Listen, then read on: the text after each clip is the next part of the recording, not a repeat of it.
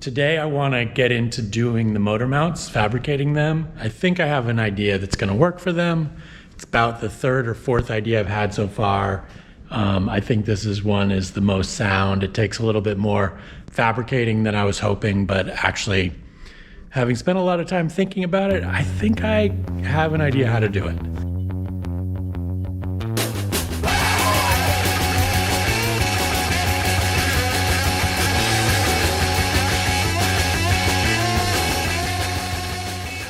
The other thing I'm going to test out is where to put the battery boxes. So currently thinking that I may split the battery boxes into two sections, so 6 modules in each. And I measured out the size of what the box should be, and I mocked it up out of plywood and some 2x2s. That's the outer dimensions of what the battery box would be. And now I'm gonna see where exactly 2 of those could fit. So the first place I originally thought to put the battery box, which is kind of a logical place, is right where the gas tank used to be, which is right up under the back seat, right here. This actually seems like it's gonna work. So this is kind of nice because it fits almost perfectly between these 2 structural beams that run to the back of the car through here. So that is a really good point to attach to. One of the considerations in where to mount this is the weight distribution. So really, as far in front of the back wheels as possible is the best. And yeah, I would love to get another 2 inches forward. For this battery box, it is in front of the back wheels, so that's good. Now the second placement, I think, is gonna have to be back here, underneath the trunk area. This is where the spare tire used to be. And I already decided I was gonna sacrifice the spare tire. Oh yeah, that's totally fine. And there's some strong structural mounting points under here as well.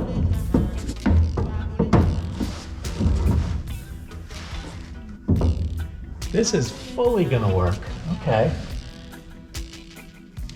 All right, just trying to gently lower this into the right spot. Just very slow. I think that's about as far as you want it to go. Let's see. That is pretty close to level, so that's good. Yeah, it's interesting because this crossbar is not symmetrical. And so because it has this bend in it and because of the angle we're having it, this one's gonna be closer to the ground than this one. So it means that each of the motor mounts is gonna have to be pretty customized.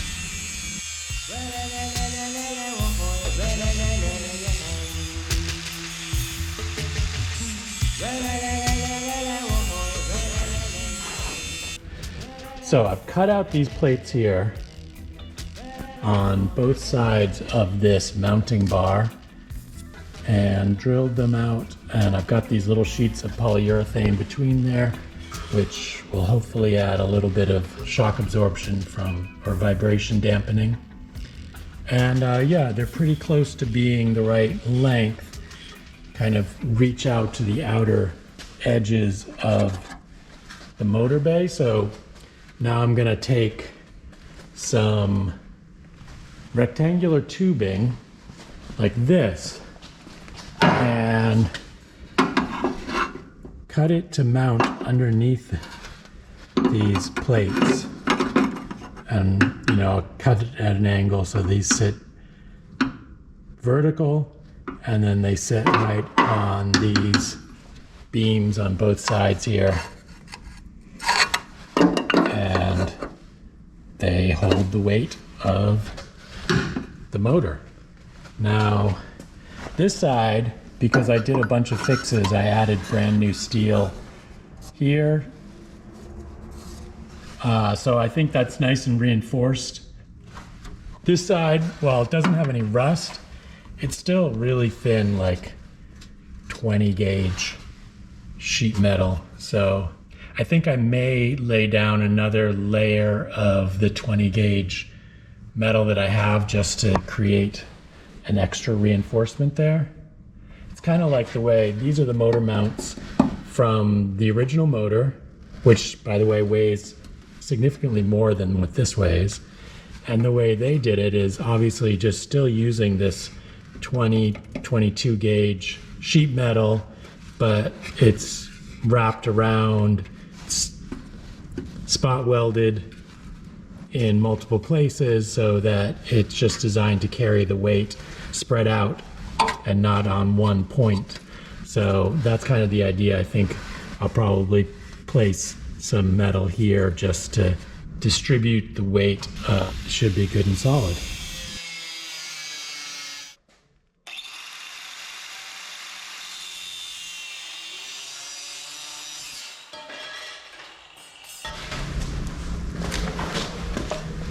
Pretty good straight cut.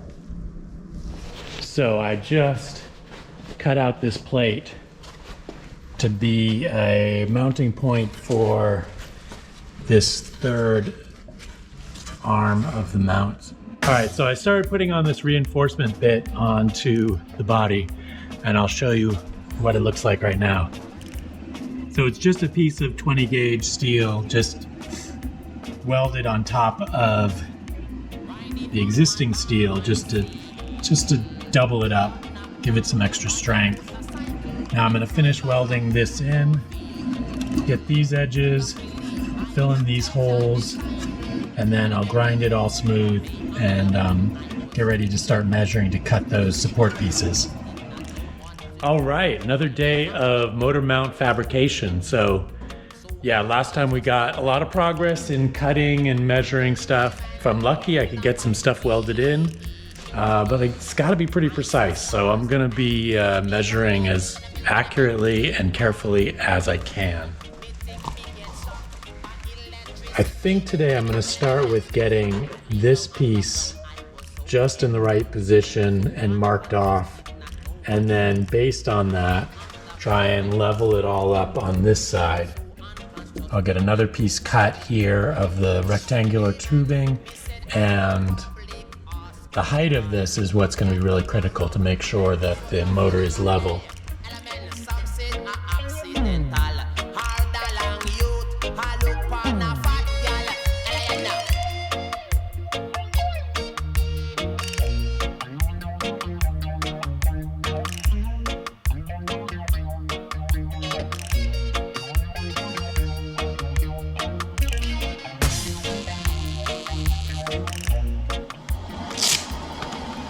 So this is starting to come together. This is one of the mounts, and I've just got to fit it in there nice and snug so I can tack weld it into the body, and I think it'll be pretty strong.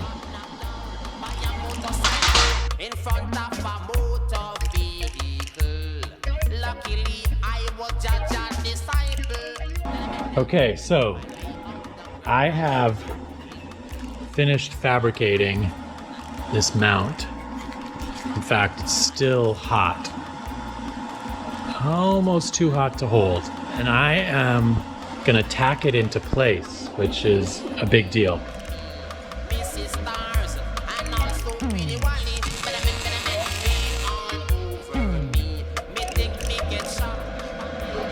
Yeah, we got the right angle.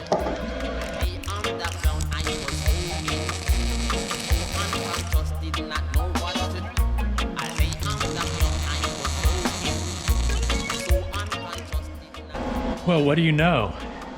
It fits. It's kind of insane, but it does just fit in.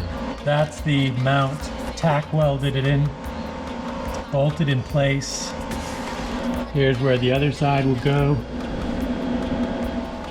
It's level, so all I need to do next time is measure that distance and cut the piece of tubing to go in there.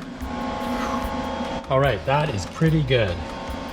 Now, I think while I've got the welder set up, I'm gonna take it back off and just finish welding that in.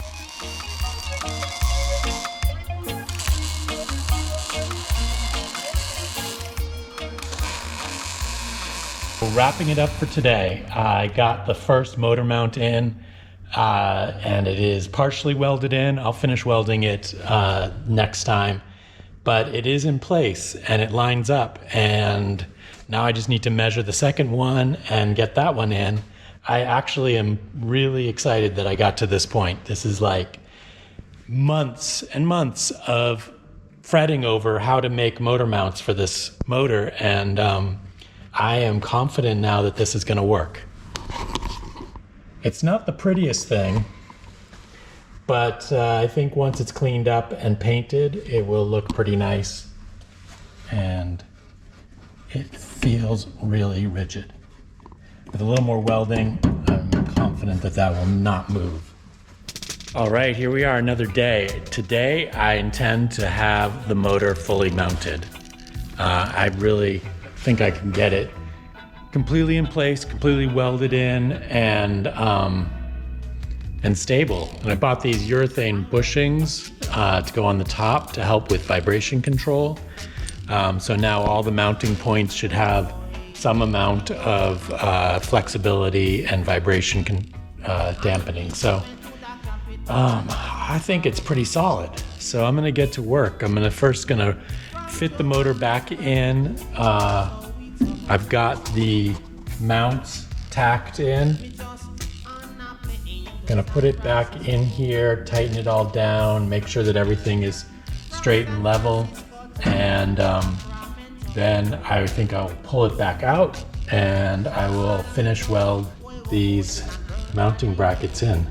Let's go. All right, so this is the motor sitting in the car, unaided by the lift, and it's level. That is how it's going to sit. Amazing. Ah, this is cool. You know, I actually can't believe how solid it feels. I mean, I know that doesn't necessarily mean much when it's, bouncing around on the road, but I mean, it really feels like it's in place. It really feels rigid. It's tight.